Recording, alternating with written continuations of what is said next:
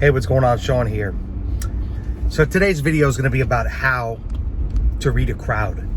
Gigging 101. Now, I just took this for granted that everybody understood this, but apparently there's some questions, so let me clarify. When you get to a gig, a professional musician is going to look out at his crowd, or her, assess the crowd as far as, ethnicity, age, relative age, stuff like that, generation, and you're going to tailor your music to fit that crowd, obviously. So, number one, you have to know how to figure out the relative age of a person. If you can't look out and see that the crowd is in their 50s to 80, or below 40, which is the millennials, and it's their music. And you got to understand what their music is for each age group. People who are my age, Generation X, predominantly, like maybe some 70s when we were kids, but with 80s and 90s. And you have to understand the philosophy that I use is, by the time you're about 25, it's really younger than that, but by the time you're 25, your musical taste and your proclivities are set in stone at that point. There might be a few things here and there that you might pick up, but mostly the general type of music that you like is pretty solidified by 25. So if you see you're playing for people above 65, go to 40 years ago, and that's about the maximum age of the music you should be playing for them. Because regardless of what you might think, people are not subjected to pop culture beyond a certain age. It's much less than you think. Like, I don't know any of the bands of today. I don't know any of it. I know no modern country since I left Nashville. I don't even know the names of the artists. I don't listen to it. And today we're more disaffected by pop culture than any time in history, because you can create your own curated custom playlists, and you might hear something. If it's really in the pop culture zeitgeist, you might hear it a lot, like the big huge hits. And I do recommend that at least have a knowledge of those. But generally speaking, you have to be able to look out into a crowd and say, okay, that crowd is mostly over 45 or 50. So I'm going to need to be playing Generation X music and Boomer music. I'm not going to really do anything in the last 25 years or so, at least. I'm mostly going to stay probably the well-known stuff from the 70s and 80s, I would say. But it also matters culturally. If you're at Black Tie Affair and there's more highbrow, upper crust people, you're going to want to stick to the more contemporary among the music that you feel that age group will be listening to, the artists. Like, you want to stay very white bread, for lack of a better term. So I mean, there's so much nuance to this, to being able to read a crowd. And really, there's no possible way just to teach somebody it. You have to get in front of a crowd, and you have to be able to assess. So if you don't know what people in their 50s look like, I'm over 50. So, most people are much more gray than I. Most people look older than me, but my hair, there's no gray in my hair.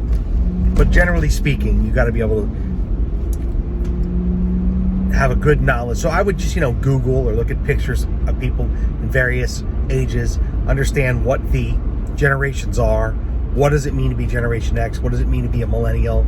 Who are Gen Zs? Who are the baby boomers? People beyond boomer age are really, really old, and I don't think that anybody will be playing for them unless you're doing like big band or classical and that kind of stuff. So that's the first thing you have to do. Be able to ascertain the general age group of the people that you're listening for. And then you have to take their general age minus 25 and go back that whatever the number's left, that number of years, and that's about the maximum year range of the music that you want to play. because they're just not going to know most of it. It's not their music. They didn't grow up with it. I used to say beyond teenage years, people don't really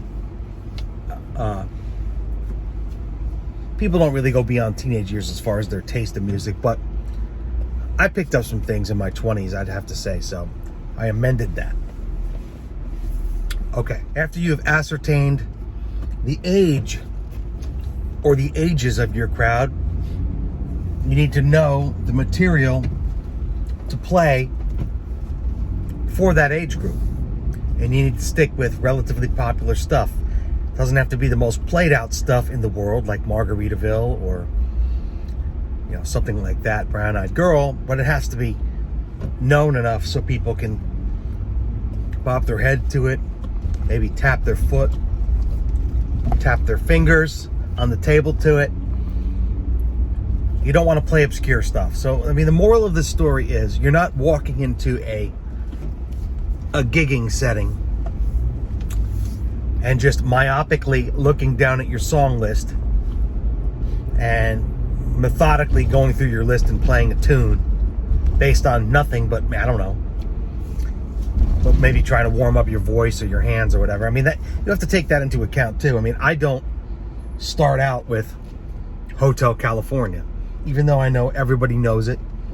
It's generally not something I play unless people request it. People aren't really listening and it's background music anyway. We're at a certain point in the gig where something well-known like that should be played. But I'm just saying, even though I take it down a little bit in key, it's still a high song. I'll start out with something in the low range to kind of warm my voice up, and I'll work my way up to higher range material. So that's another thing you have to keep in mind. You got to warm up your voice unless you're one of those incredibly disciplined people who do your arias and your hums and your pop, pop, pop, and your blah, blah, blah, blah, whatever it is you do to warm up your voice on the way to the gig. I don't. I use a certain set of material, and I have it within all age and or generation range. I have material that can warm my voice up. So I'll do that as well when I first come. But the first thing you do is you look at the crowd. Then you figure out the general age of that crowd. Then you're going to know from experience what the material is that you should be playing, generally speaking, within that age range. You want to play their music. You're going to make a crowd happy, and you're going to be a hit with the venue if you're playing the correct material. I've already touched on the fact that you need to play at the correct volumes. If people are sitting down and eating lunch, you definitely want to be at a volume where they can still sit for the most part and talk to each other across the table. So you're going to probably want to take your speaker and put it behind you a little bit and face it towards you a little bit. But that's a different aspect of gigging 101. So I'm trying to think if there's anything else I could add to material selection. Yeah, I mean, the intensity of the material, I've spoken about this before. When you first get there, depending on the time of the day, depending on if they're sitting or standing, depending on if they're eating, the material intensity has to match the crowd's intensity. Now, if you're expected to, as they said in San Moritz, Switzerland, to me, at the Hotel Schweizerhof, make a party. If you're expected to make a party, then you got to get there and hit with a bang. I don't believe the solo acoustic thing, unless you're playing with a lot of high energy tracks behind you, is conducive to that type of thing. I mean, you could have a solo tracks thing that's a dance act, but that's not what I do.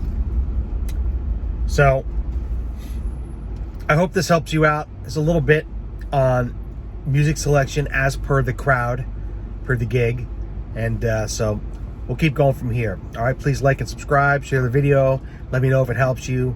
Any comments, I'll read them all and I will respond to them. And you guys, talk to you soon. Bye.